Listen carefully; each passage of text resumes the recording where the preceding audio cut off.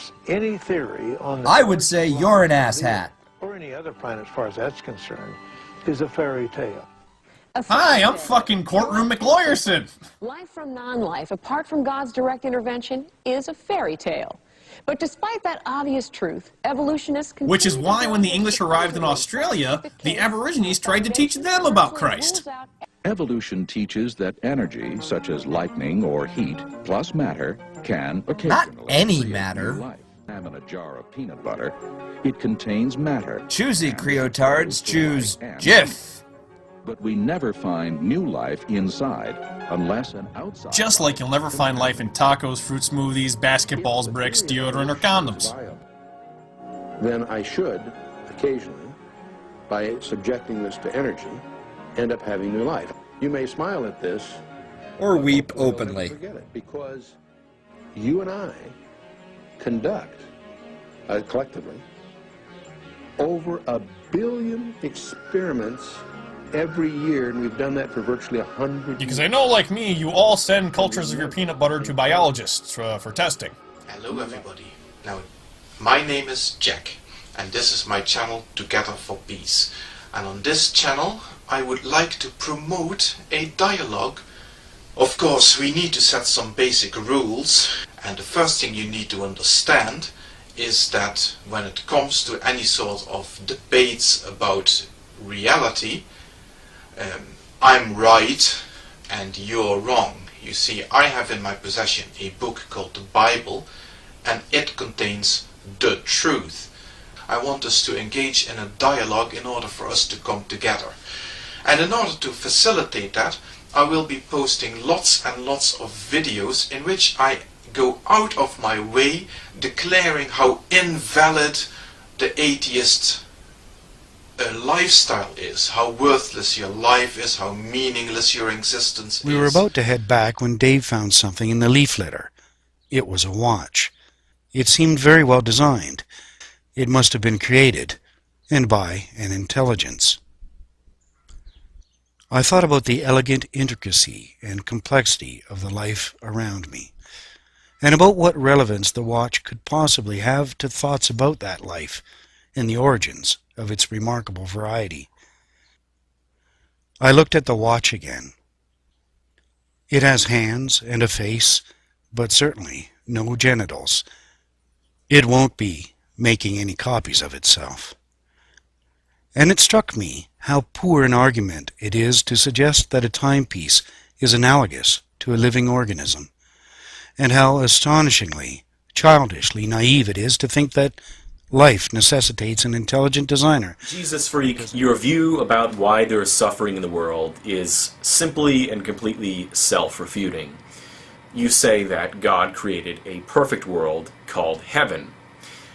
Now, the problem is that if it is possible for God to create a completely perfect world with no sin, no suffering, no death, no pain, then this world, this imperfect world where there is pain, death, suffering, sin, etc., becomes completely unnecessary. So you say humans have free will and that leads them to sin. Well, what happens in heaven then? Do they not have free will? Well, if they don't have free will, aren't they being raped by God's love? If they do have free will, then how can you really say it's perfect? Wouldn't somebody eventually sin? Well, physical bodies are unnecessary. Free will, unnecessary. Humans' sinful nature. I mean, in heaven, are people going to have a non-sinful nature? Are they going to have a pure nature? Then why weren't humans just given a pure nature to begin with? You see, whatever reasons that you come up with, which makes heaven immune to all the problems of this world and therefore perfect, demonstrate why this world could have just been made perfect. The phrase, there is no evidence for God. Speaking for myself, I'm completely open to evidence for a God. I just haven't seen any. That's all. No brainwashing going on here. Evidence number one, quantum mechanics. Well, if quantum mechanics is evidence for God, why aren't most atomic and nuclear physicists devout Christians? Are they too stupid to see the evidence that you see? I wish you would explain. especially positive or strong atheists, will rely solely on materialistic science to tell us what is real in the material universe. What is the other way of telling what is real in the materialistic universe besides materialistic science? Can you tell me? If God is not in the observable world, so they think, then he does not exist. Well, just change this to, if God is not in the observable world, then there is no reason to suppose he exists. You can stop right there. Rational people tend not to believe in things that have no observable consequences. We should both just close up shop right now and go home, but I'll you me. I've come to the conclusion that the banana, rather than being made by God, was in fact made by Satan to deceive us. So we'll be forgetting about the banana for today, and instead we're looking at some of the other items in the fruit bowl. The orange. Now if you study a well-made orange, you'll see that it's got a flat space here on the bottom. Now if you observe your palm, you'll see that it's also flat. The two are clearly made perfectly, one for the other. If you look at the top of the orange, you'll see that Almighty God has placed a tab, which makes it easy to open. So, and once you open it, to right. Ah, yeah. The apple. Now, the apple is far more interesting than the orange, because if you look at the apple, you'll see that it's got an outward indication of the inward content. Red for just right, green for just right as well, and ah yes, the humble kiwi. Now if you observe the kiwi, you'll see it's got a non-slipped surface, and to get into it, all you have to do is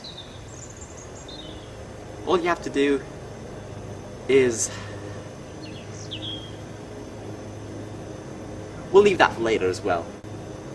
Last but not least, we have the pineapple.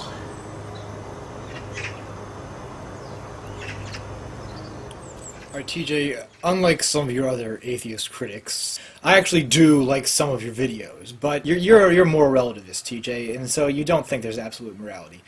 And I agree with you, but you can judge people in the context of their own culture, and within a culture there's sort of like three broad moral groups.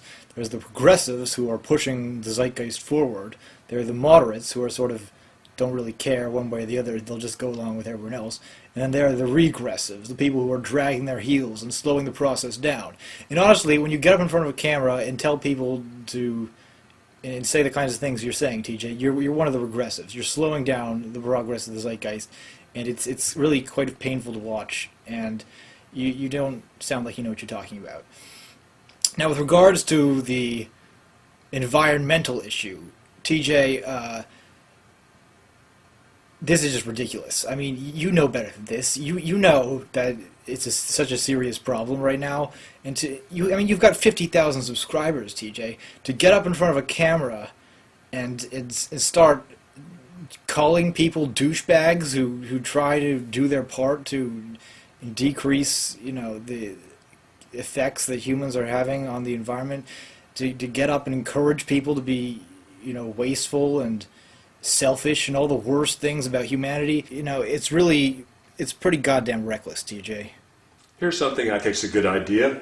Do something for the person you will be 5 years from now. This is something that I've done kind of continuously, is always arranged my life so that some part of what I was doing was for the person that was going to be 5 years old. So the idea is not to give up everything for the future, but to make sure that there's something that you're doing in your life at this time for the person that will be 5 years old. So first of all, the biggest problem with this analogy is that it does not accurately convey the real situation in which God has put us in, according to Christians like Jack. In reality, it's not a matter of entering the city versus not entering the city. It's more of an analogy, it's more of a matter of entering the city versus entering Gulag. Either you enter the city, which I have created for people who will accept me, or you enter the Gulag for people who do not accept me. And in reality, you're not the one making the decision as to whether or not you enter the city or you're entering the Gulag. God is the one making that decision. You are simply making a decision not to accept him. You're not making a decision to go to heaven or to hell. According to Christians, you really don't have a choice in the matter. You're either going to heaven or you're going to hell. I believe that atheists are rational people and logical people, and who wish and like to gain knowledge and information. So atheist people have very clear minds and like to understand how things function and work and how they are. And I believe if we educate people better, they will gain this way of thinking, and therefore me trying to convey more informative videos about biology, neuroscience, philosophy and other topics, I think we will get across a nice message.